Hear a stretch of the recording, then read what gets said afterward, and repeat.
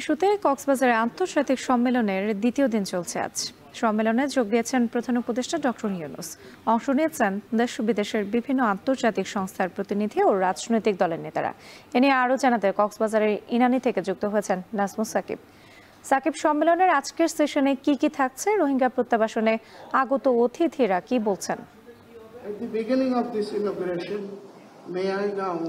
রাত্রে প্রধান উপদেষ্টা কিন্তু ঠিক কিছুক্ষণ আগে সম্মেলনের স্থলে এসেছেন এবং তার সঙ্গে আমরা কিন্তু বিভিন্ন যারা প্রতিনিধি তাদেরকে দেখেছি এবং ঠিক তার আগেই কিন্তু অন্তত প্রায় 40টি দেশের যারা প্রতিনিধি তারা কিন্তু এখানে উপস্থিত হয়েছেন এবং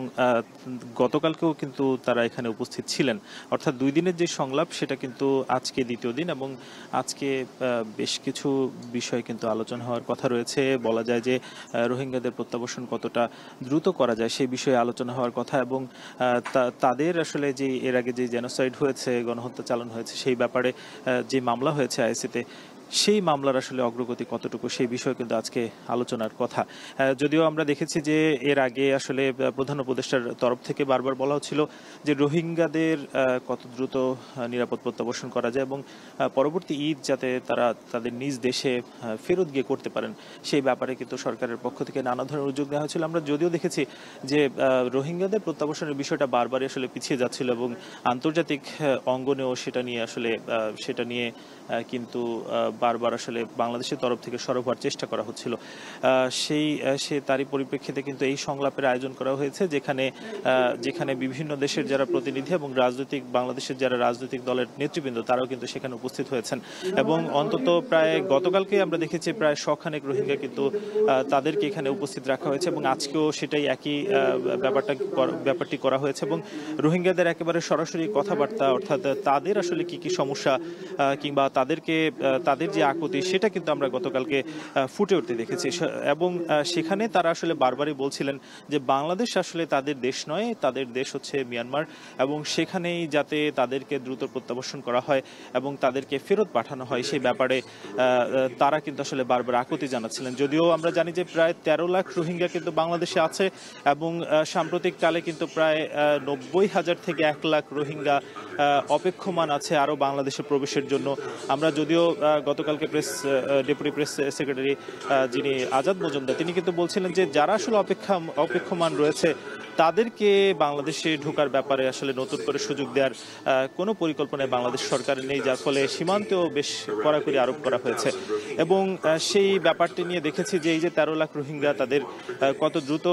নিরাপদ প্রত্যাবাসন করা যায় সেই ব্যাপারে বাংলাদেশের তরফ থেকে উদ্যোগ নেওয়া হয়েছে এবং 3 দিনের যে সংলাপ সেই সংলাপটি আজকের দ্বিতীয় দিন এবং পরবর্তীতে অর্থাৎ সেপ্টেম্বর মাসে কিন্তু আরেকটি সংলাপ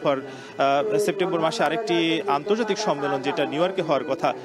সেখানেও কিন্তু এই বিষয়ে আলোচনার কথা রয়েছে এবং পরবর্তীতে দোহাতে আরেকটি কনফারেন্স হওয়ার কথা, সেখানেও কিন্তু এই রোহিঙ্গা ইস্যুতে কথাবার্তা হওয়ার একটি সম্ভাবনা আছে। অর্থাৎ সব মিলিয়ে বলা যায় যে বাংলাদেশ আসলে চাচ্ছে যে দ্রুত যাতে রোহিঙ্গাদের নিরাপদ প্রত্যাবাসন করা যায় এবং আন্তর্জাতিক অঙ্গনে বিষয়টা একেবারে ভালোভাবে তুলে ধরার যে প্রচেষ্টা সেটা কিন্তু বাংলাদেশের আছে। যদিও কিছুদিন আগে প্রধান উপদেষ্টার তরফ থেকে বলা হয়েছিল যে রোহিঙ্গাদের যে সহযোগিতা, অর্থায়ন, আন্তর্জাতিক যে সহযোগিতা সেগুলো কিছুটা কমছে এবং যার ফলে এটা একটা সংকট কিন্তু তৈরি করছে। এর কারণে আসলে অর্থনৈতিক যে সহযোগিতা সেটা যাতে দ্রুত আরো বাড়ানো যায় সেই ব্যাপার নিয়ে আজকে আলোচনা হওয়ার কথা রয়েছে। আজকে কিন্তু প্রধান উপদেষ্টা উপস্থিত হয়েছেন, সেটা প্রায় 1 থেকে 2 ঘন্টা নাগাদ তিনি কিন্তু এখানে থাকবেন। তিনি যে আজকে 4টি বিষয় আলোচনা হবে সেই বিষয়গুলোতে তিনি কিন্তু শুনবেন এবং বিভিন্ন প্রতিনিধি অর্থাৎ বিভিন্ন দেশের যারা প্রতিনিধিরা আছেন তাদেরও আসলে এখানে তাদের যে বক্তব্য সেটাও রাখার আসলে সুযোগ আছে এবং বিএনপি, জামায়াত, এনসিপি সহ বিভিন্ন রাজনৈতিক দলের নেতৃবৃন্দদের আমরা রাখতে দেখেছি। ফলে বলাই যায় যে একটি ফলপ্রসূ আলোচনা যাতে তুলে ধরা যায় বৈশ্বিকভাবে সেই প্রচেষ্টা কিন্তু বাংলাদেশের আছে এবং সেই প্রচেষ্টার অংশ হিসেবে আমরা দেখেছি যে কয়েকশো আসলে ডেলিগেট যারা এখানে অংশ নিয়েছেন তাদেরকে কিন্তু আনা হয়েছে এবং রোহিঙ্গাদের মধ্য থেকে বাছাইকৃত প্রায় 100 জনকে তাদের যে বক্তব্য সেটার জন্য আসলে চেষ্টা করা হয়েছে এবং বলাই যায় যে এই যে রোহিঙ্গা যারা আসলে প্রতিনিধি তারা তাদের বক্তব্য দিবেন এবং আজকে যেহেতু অর্থাৎ 17 সাল থেকে 25 সাল প্রায় 8 বছর পার হয়ে গেল, এই 8 বছর একজন রোহিঙ্গাকে আসলে তাদের দেশে ফেরত পাঠানো যায়নি,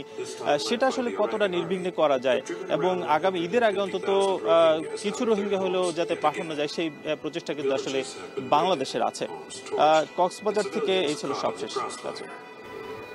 রোহিঙ্গা প্রত্যাবাসন ইস্যুতে কক্সবাজারে চলছে আন্তর্জাতিক সম্মেলন। এ নিয়ে বিস্তারিত জানাতে যুক্ত ছিলেন নাজমুস সাকিব।